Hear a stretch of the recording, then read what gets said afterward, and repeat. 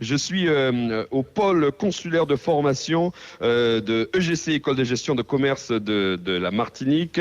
Alors, nous allons, enfin en tout cas c'est EGC, l'École de gestion et de commerce de la Martinique, qui organise, dans le cadre des Journées internationales des droits de la femme, qui organise donc un moment d'échange avec les étudiants, avec des femmes, on va dire, influentes, des personnes qui ont plus ou moins bien réussi dans leur vie, qui sont venus donner, dans le domaine de l'entrepreneuriat, venus donner des conseils à tous ces jeunes gens, ici donc à ce pôle consulaire de formation.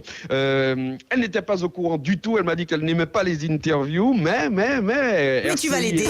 Donc, ben oui, forcément. Oui. Bonjour, Madame André, comment allez-vous? Marie-Eugénie André, comment allez-vous? Très bien. Vous êtes en forme? Tout à l'heure. Une fois que vous serez passé en direct, mais comme vous l'êtes déjà. Ouais. Eh bien, je suis obligée, puisque vous m'avez prise par surprise. Hein. Alors, je rappelle que vous êtes l'ancienne directrice de cabinet du président de la CCIM et que vous êtes venue ici aujourd'hui de manière à pouvoir échanger, conseiller par exemple tous ces jeunes gens. Mais avant toute chose, puisque aujourd'hui c'est le 8 mars, c'est la journée internationale des droits des femmes.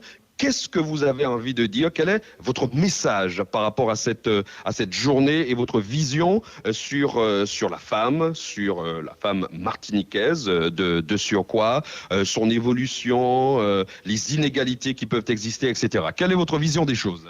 Alors, moi, je suis un peu atypique, hein, car je peux dire que je n'ai pas eu dans mon parcours de vie à subir des inégalités, bien au contraire, voyez.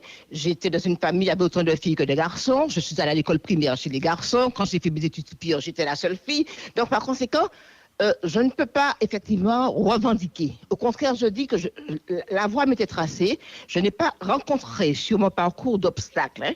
Donc, c'est ce que je dis aux gens, aux jeunes femmes. Ne vous préoccupez pas de votre état de femme. Allez-y, la loi vous reconnaît des droits. Aujourd'hui, par conséquent, la lutte moi, je ne suis pas dans cette démarche de lutte. Je suis dans cette démarche où il faut avancer. Le passé, ça ne m'intéresse plus. Et est-ce que vous, d'une façon générale, vous êtes d'accord avec ceux qui estiment que les conditions, d'une manière générale, des femmes, les conditions ont évolué? Ah, bien évidemment que les conditions ont évolué. Bon, mais comme je vous dis, moi, j'ai à diriger du personnel, notamment. Beaucoup de femmes, quand j'ai commencé, il n'y avait que des femmes, il n'y avait qu'un seul homme sur le planton. Et bien sûr, j'ai essayé de rétablir l'équilibre. Il n'y a pas de raison que je ne travaille qu'avec des femmes. Bon, je travaille avec des femmes qu'avec des hommes. Donc, il n'y a aucun problème. Il faut simplement faire preuve d'humanité dans les relations avec les autres. Et puis, penser qu'on a une mission à accomplir, il faut l'accomplir. Voilà. Il ne demeure pas moins que les chiffres sont là. Hein. Les femmes, par exemple, en matière de salaire, ont des salaires inférieurs aux hommes, peut-être pour les mêmes fonctions. Oui, c'est évident qu'il y a encore des inégalités, mais je me dis, nous sommes là pour essayer de les gommer. Il ne s'agit pas d'entamer des combats, il s'agit de faire valoir nos droits.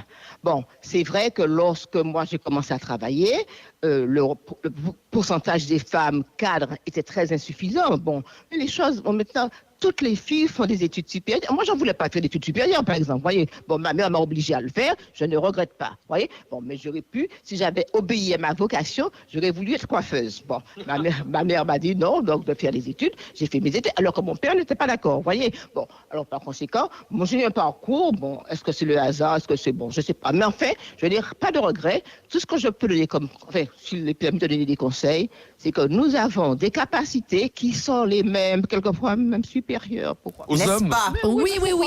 Bon, nous confirmons. Nous avons une perception des choses qui n'est pas la même. Je dis, nous sommes complémentaires. Arrêtons de revendiquer des égalités, des parités. Non. Nous avons des capacités, exerçons-les, mettons-les au service de notre pays qui est si magnifique et qui est si beau. Est-ce que c'est pas la société elle-même qui renvoie cette image-là?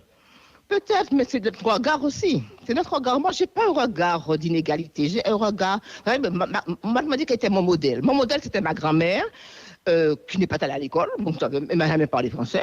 Bon, elle faisait de la politique, on l'appelait la sociale, vous voyez, elle a milité avec la Gosilière. Bon, elle a permis à ma mère donc de faire des études et d'être directrice d'école. Bon, moi, je ne me pose pas ces questions. Je me dis que nous avons suffisamment de possibilités pour les exploiter. Nous sommes dans un pays où on peut aller à l'école gratuitement, on se fait ce qu'on dit gratuitement, on a tous les atouts. Merci infiniment. Je vous en prie. Allez, je vous laisse filer parce que vous avez d'autres rendez-vous, hein, c'est ça. Merci à vous, Marie-Eugénie André.